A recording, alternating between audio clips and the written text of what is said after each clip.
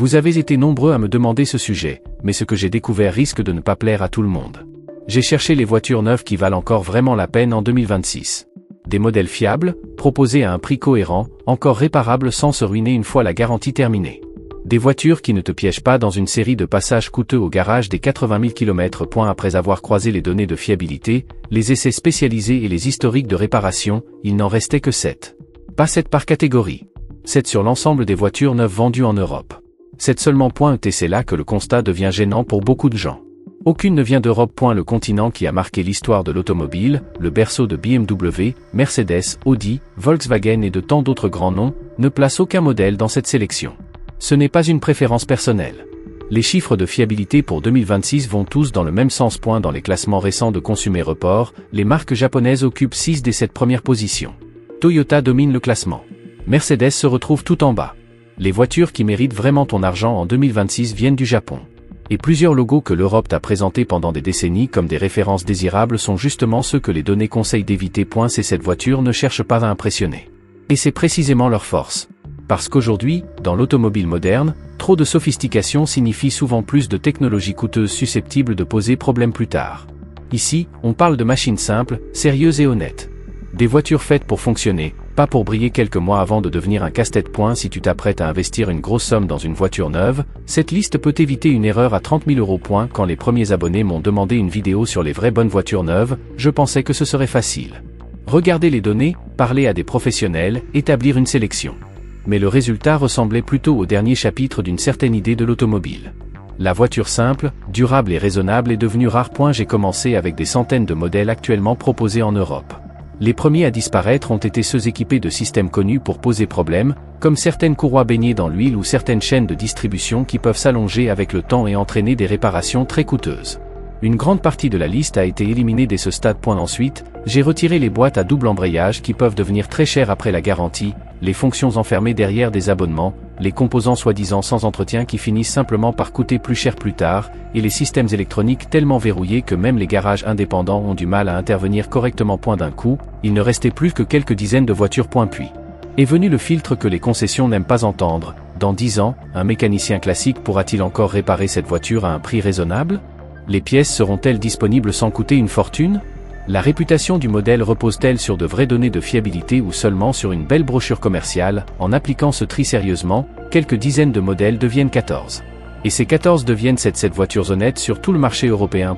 Avant que quelqu'un dise que je favorise les voitures japonaises ou que je veux faire passer les marques européennes pour de mauvais choix, ce n'est pas le cas. J'aurais vraiment aimé inclure un modèle allemand, français, italien ou britannique solide dans cette liste.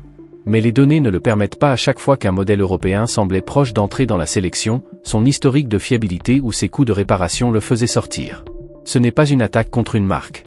Ce sont des enquêtes, des statistiques d'essais et des factures réelles qui racontent toute la même histoire. Et si tu comptes acheter une voiture neuve en 2026, ou si tu veux éviter à quelqu'un de ta famille un mauvais choix, abonne-toi à la chaîne et active la cloche. Voici la liste que beaucoup de vendeurs préféreraient ne jamais te montrer. On commence tout de suite le classement. À la 7e place, on retrouve la Suzuki Swift. Certains se moquent de cette voiture, jusqu'au moment où ils regardent ce qu'elle coûte vraiment à l'usage. Avec un prix de départ d'environ 21 000 euros, la Swift est le modèle le moins cher de cette sélection. Et pourtant, c'est aussi l'une des voitures neuves les plus honnêtes que l'on puisse acheter en 2026. Pendant que beaucoup de constructeurs ont rendu leur modèle toujours plus complexe, Suzuki a choisi une direction différente. Garder la voiture compacte. Limiter le poids. Utiliser une technologie simple et compréhensible. Son petit moteur essence 3 cylindres reste étonnamment accessible pour une voiture moderne. Le système hybride léger aide le moteur sans transformer l'ensemble en casse-tête technique. Pas de gros turbo poussé dans ses limites. Pas de désactivation de cylindres douteuse. Pas de surplus technologique inutile qui risque de coûter cher plus tard. Comme cette voiture reste légère, les pièces mécaniques travaillent moins dur. Les freins souffrent moins, les suspensions sont moins sollicitées, et le moteur n'a pas besoin de forcer en permanence. Ce n'est pas une solution au rabais. C'est une vraie stratégie de durabilité par la simplicité. L'habitacle suit la même logique. Oui, il y a du plastique dur. Mais ici, ce n'est pas forcément un défaut. Il n'y a pas de revêtement fragile qui finit par se décoller, pas de surface noire brillant qui serait au moindre contact, pas de matériaux faussement luxueux qui vieillissent mal. Dans 15 ans, cet intérieur pourrait très bien paraître presque identique à ce qu'il est aujourd'hui. Le système multimédia fait simplement ce qu'on lui demande, connecter ton smartphone et rester discret le reste du temps. Pour une voiture fiable du quotidien, c'est largement suffisant. Mais le vrai avantage apparaît après la fin de la garantie. presque n'importe quel garage indépendant peut intervenir sur une Swift avec des outils classiques. Pas de système inutilement verrouillé, pas de diagnostic réservé uniquement à la concession, et des pièces détachées faciles à trouver à des prix raisonnables. Suzuki n'a pas construit sa réputation avec de grandes promesses marketing. Elle l'a fait en refusant de courir après chaque nouvelle mode. Et la Swift rappelle qu'une mobilité fiable et abordable n'a pas besoin de coûter 30 000 €. Elle doit surtout venir d'un constructeur qui ne cherche pas à t'enfermer dans une technologie coûteuse. À la 6e place, on retrouve le Mazda CX-30, plus précisément avec le moteur essence atmosphérique Skiactiv G 2 litres. Pas la version turbo. Pas une déclinaison trop sophistiquée. Simplement le moteur essence 2 litres que certains médias jugent trop calme. Et justement, c'est cette version-là que je recommanderais les yeux fermés. À partir d'environ 30 000 €, le CX-30 fait partie des rares crossovers auxquels je ferai confiance pour dépasser largement 150 000 km sans gros soucis. Et la raison n'est pas seulement ce que Mazda a installé dans cette voiture. C'est surtout ce que Mazda a choisi de ne pas mettre. Pas de turbo exposé en permanence à la chaleur et à la pression. Pas de courroie de distribution baignant dans l'huile. Pas de boîte à double embrayage fragile et coûteuse. À la place, on trouve une boîte automatique classique ou une vraie boîte manuelle. Le moteur utilise une chaîne de distribution au lieu d'une courroie, avec une conception simple et durable. Résultat, moins de points faibles, moins de mauvaises surprises, et une mécanique qui ne donne pas l'impression d'avoir été compliquée juste pour suivre la mode. Mazda a préféré suivre une voie plus difficile, améliorer un moteur simple, presque traditionnel, au lieu de courir après chaque nouvelle tendance. C'est exactement pour cela que ce modèle offre une expérience de propriétaire que beaucoup de crossovers allemands n'arrivent pas à égaler. Dans les données de fiabilité de Consumer Report pour 2026, Mazda se place très haut, proche de Toyota et Lexus, pendant que plusieurs marques premium européennes apparaissent bien plus bas. À bord aussi, Mazda a fait le choix du bon sens. Il reste de vrais boutons, une commande physique pour la climatisation et une vraie molette pour gérer le système multimédia, sans devoir quitter la route des yeux à chaque réglage. Après des années où presque toutes les marques ont caché les fonctions essentielles dans des écrans tactiles, Mazda a compris une chose simple: dans la vraie vie, des commandes que l'on peut sentir sous les doigts valent mieux que des menus à chercher en conduisant. Oui, 30 000 €, ce n'est pas donné. Mais la vraie valeur se voit dans les années qui suivent. Bonne cote à la revente, garantie longue sur plusieurs marchés, et historique de réparation étonnamment discret. Le Mazda CX-30 fait partie de ces rares crossovers modernes qui ne séduisent pas seulement ceux qui se laissent impressionner en concession. Il attire surtout les acheteurs qui ont pris le temps de faire les calculs avant de signer. À la 5e place, on retrouve la Honda Civic, désormais proposée en hybride achevé. Depuis des décennies, la Civic fait partie, discrètement mais sûrement, des voitures les plus fiables au monde. Et la version hybride de 2026 ne vient pas abîmer cette réputation. Avec un prix de départ d'environ 36 000 €, ce n'est plus vraiment une voiture bon marché. Mais les données de Consumer Report et d'autres relevés de fiabilité vont toujours dans le même sens. La Civic reste remarquablement solide, pendant que beaucoup de concurrentes plus modernes et plus voyantes commencent à montrer leurs limites. Le système hybride de Honda est intelligent, mais pas dans le mauvais sens du terme. Il n'est pas complexe pour impressionner. Il est pensé pour durer. Pas de boîte à double embrayage qui peut devenir coûteuse avec le temps. Pas de moteur turbo fortement sollicité. Pas de système de dépollution diesel sensible qui peut s'encrasser au quotidien. En ville, la partie électrique prend une grande partie du travail. Sur route et autoroute, le moteur essence montre ce qu'il sait faire. L'ensemble donne l'impression que Honda conserve encore cette vieille obsession: construire correctement dès le départ. Demande à des mécaniciens, et tu entendras souvent la même chose depuis des années: les Civic passent surtout pour l'entretien. Le reste, la plupart du temps, reste très calme. Ce qui rend la Civic intéressante, ce n'est pas seulement sa mécanique. C'est aussi la manière dont Honda respecte le conducteur. Cette voiture ne semble pas avoir été dessinée uniquement pour briller sur une photo de présentation. Les commandes importantes sont physiques, les fonctions essentielles restent faciles à atteindre, et l'ergonomie donne l'impression que les ingénieurs conduisent réellement les voitures qu'ils conçoivent. L'habitacle offre plus d'espace que ce que l'on attend de beaucoup de modèles du segment supérieur. Le coffre est vraiment utilisable, et la finition dégage cette impression de solidité qui peut encore paraître propre et bien assemblée après 10 ans. Et la Civic n'est pas le genre de voiture qui va impressionner les voisins. Mais c'est le genre de voiture qui démarre chaque matin sans histoire, pendant qu'une compacte allemande en location longue durée peut déjà repartir avec une longue liste de problèmes. Pour beaucoup d'acheteurs en 2026, c'est exactement le bon choix. À la 4e place, on retrouve le Mazda MX-5, avec son moteur 2 litres et sa boîte manuelle. Un petit roadster biplace dans une liste de voitures fiables? Au début, beaucoup penseront que c'est une erreur. Pourtant, il mérite totalement sa place. Le MX-5 est ici parce que Mazda a réussi à préserver quelque chose qui disparaît presque du marché actuel, une voiture amusante à conduire, qui ne punit pas son propriétaire au moment de l'entretien. À partir d'environ 34 000 €, tu obtiens un moteur atmosphérique 2 litres qui n'est pas poussé dans ses retranchements. Pas de turbo. Pas de batterie hybride. Pas de complexité inutile. Juste un moteur simple et léger dans une voiture simple et légère.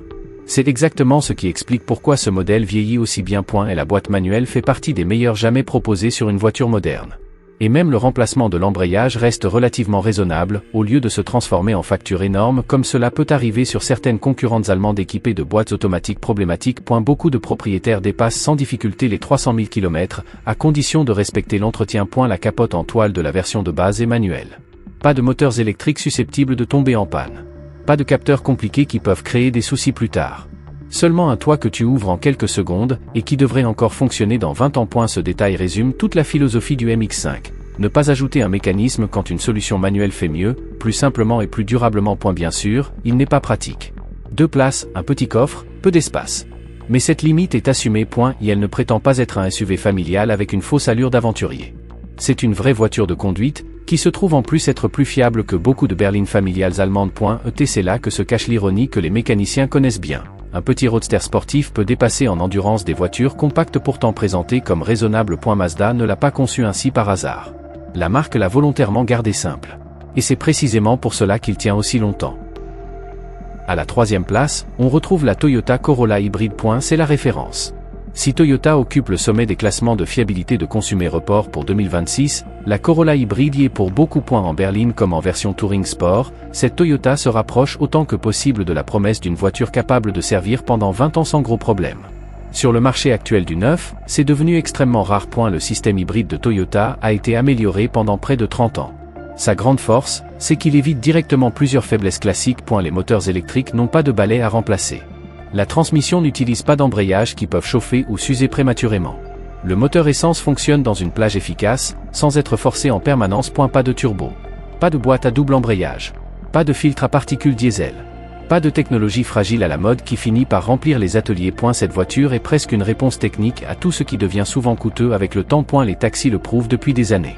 Beaucoup de Corolla hybrides parcourent plusieurs centaines de milliers de kilomètres, parfois autour de 500 000 km, avec surtout des vidanges, des pneus et un entretien normal. C'est le genre de preuve qu'aucune brochure publicitaire ne peut inventer de façon crédible. Même sur l'élément qui inquiète le plus les acheteurs, Toyota rassure. La batterie hybride bénéficie d'une couverture sur plusieurs années, et cette protection peut être prolongée grâce à des contrôles réguliers lors de l'entretien. Les données des anciens modèles montrent désormais une chose claire. Ces batteries tiennent souvent 15 ans, parfois davantage. Et la peur d'une facture énorme pour la batterie, qui éloigne encore beaucoup de gens des hybrides, ne s'est tout simplement pas confirmée chez Toyota dans la vraie vie. Avec un prix d'environ 30 000 €. La Corolla hybride n'est pas la voiture la moins chère de cette liste. Mais sur 10 ans, en comptant sa faible consommation et les réparations qu'elle évite souvent, elle fait partie des voitures les plus économiques à posséder. Elle ne va pas te donner les sensations d'une sportive. Elle va simplement fonctionner tous les jours. Dans le monde automobile actuel, c'est parfois ce qui a le plus de valeur. À la 2e place, on retrouve la Mazda 2 hybride. Cette voiture résume presque toute l'idée de cette liste. Et elle cache une particularité assez intéressante. Dans le rapport TUV de 2026, basé sur 9,5 millions de contrôles techniques, la Mazda 2 s'est imposée comme l'une des grandes références en fiabilité. Mais voici le détail important, l'actuelle Mazda 2 hybride n'est pas vraiment une Mazda sur le plan technique. Sous sa carrosserie, on retrouve essentiellement une Toyota Yaris hybride avec un badge Mazda. Autrement dit, l'une des voitures les mieux classées dans la plus grande statistique de contrôle technique en Allemagne, et techniquement, une Toyota. Prend quelques secondes pour y penser, car cela montre très clairement où se trouve la vraie durabilité en 2026.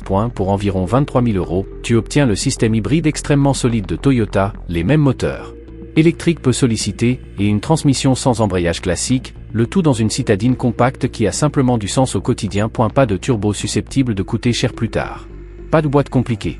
Pas d'électronique fragile déguisée en technologie premium. Et la Mazda 2 hybride accomplit une mission simple, t'emmener partout avec une faible consommation, peu de bruit et beaucoup de fiabilité. Puis elle recommence le lendemain. L'année suivante. Et encore longtemps après. Et la consommation réelle reste excellente. L'assurance demeure raisonnable. Et les coûts d'utilisation sont parmi les plus calmes que l'on puisse encore trouver aujourd'hui. Cette voiture n'a rien de spectaculaire. Personne ne va se retourner dans la rue.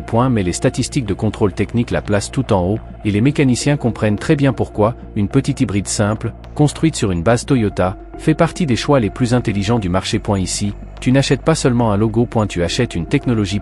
Dans ce cas précis, cette technologie fait partie de ce qui se fait de mieux. À la 1re place, on retrouve la voiture que je choisirais en 2026 face à n'importe quel autre modèle neuf, le Toyota Yaris Cross Hybrid. Et elle n'est ni spectaculaire ni luxueux. Côté design, il ne va probablement pas gagner un concours d'élégance. Mais si quelqu'un me demandait quelle voiture neuve je recommanderais sans hésiter à ma propre famille, ce serait celle-ci. Sous la carrosserie, on retrouve le système hybride Toyota déjà éprouvé, celui qui démontre depuis des années sa solidité chez les taxis, avec des exemplaires capables d'atteindre jusqu'à 500 000 km. Pas de turbo susceptible d'entraîner de grosses dépenses plus tard. Pas de technologie diesel compliquée.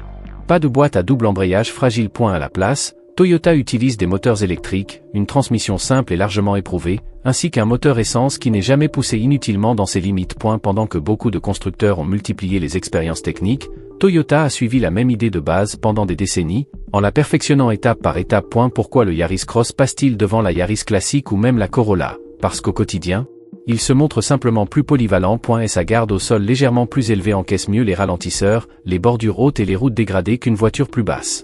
Et c'est là que la vraie fiabilité se joue. Pas dans un showroom parfaitement éclairé, mais dans l'utilisation de tous les jours. À bord, Toyota reste fidèle à une approche claire. Les fonctions importantes passent encore par de vrais boutons. L'écran ne prend pas le contrôle des réglages essentiels. Pas d'abonnements payants absurdes. Pas d'équipement désactivé après quelques années. Pas de mise à jour logicielle qui transforme soudainement un système fiable en problème. Tu achètes la voiture une fois, et elle t'appartient vraiment. Cela devrait être normal. En 2026, cela ressemble presque à une exception. Même pour la batterie hybride, Toyota a pensé sur le long terme. Elle bénéficie d'une protection sur plusieurs années et peut rester couverte grâce au programme d'entretien du constructeur. L'expérience accumulée ces dernières années montre clairement que ces batteries durent, dans la vraie vie, bien plus longtemps que beaucoup de sceptiques ne l'avaient annoncé. Il y a une raison pour laquelle ce type de carrosserie plaît autant aux conducteurs qui ont déjà possédé beaucoup d'autres voitures. Le Yaris Cross est assez haut pour monter et descendre facilement, sans devoir se contorsionner. En même temps, il reste suffisamment compact pour se garer presque partout. Et il consomme si peu que, au quotidien, l'aiguille de carburant semble à peine bouger. Pour beaucoup d'acheteurs, cette combinaison compte bien plus que le logo sur le capot. Avec un prix d'environ 28 000 à 30 000 euros, ce n'est pas un petit SUV bon marché. Mais le vrai calcul ne se fait pas seulement au moment de l'achat. Il se fait sur 10 ans. Très faible consommation, peu de réparations, et une excellente valeur de revente à la fin. Sur toute sa durée d'utilisation, il peut coûter moins cher que certaines voitures vendues moitié prix au départ. Dans le métier, on résume ça simplement. Au feu rouge, il n'impressionnera personne.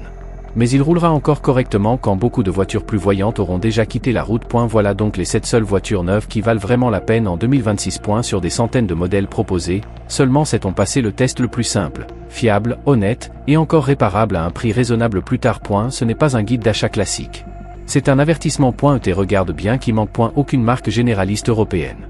Aucune marque premium. Pas de BMW, pas de Mercedes, pas d'Audi, pas de Volkswagen, pas de Peugeot, pas de Renault, pas de Fiat. Le continent qui a inventé l'automobile ne place aucun modèle dans cette sélection. Les données de 2026 expliquent pourquoi. Dans les classements de fiabilité de Consumer Report, les marques japonaises occupent 6 des 7 premières places.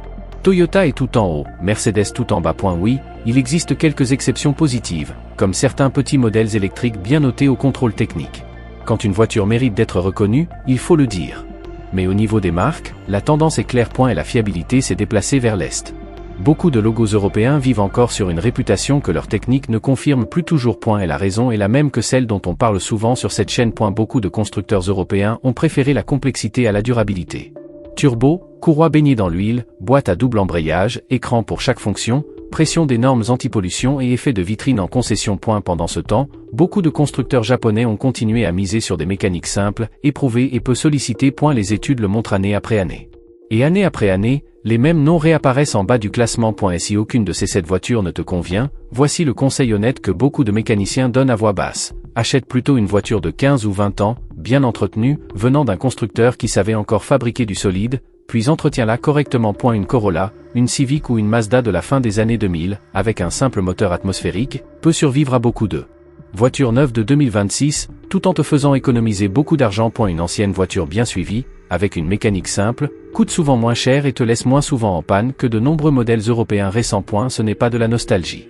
Ce sont les factures de réparation et les taux de panne qui le montrent. Maintenant, je veux savoir ce que tu en penses. Laquelle de ces 7 voitures t'a le plus surpris, et est-ce que toi aussi, tu as déjà tiré un trait sur les voitures neuves, comme beaucoup de personnes ici dans la communauté? Écris-le dans les commentaires, parce que les vraies expériences de propriétaires valent souvent plus que n'importe quelle brochure publicitaire. Ce sont ces histoires qui peuvent aider le prochain acheteur à éviter une erreur coûteuse. Et si tu veux voir l'autre côté de ces données, c'est-à-dire les voitures neuves contre lesquelles les chiffres de 2026 lancent un vrai signal d'alerte, regarde ensuite la vidéo sur les nouveaux modèles les moins fiables. Cette liste peut te faire économiser beaucoup d'argent avant même que tu signes quoi que ce soit.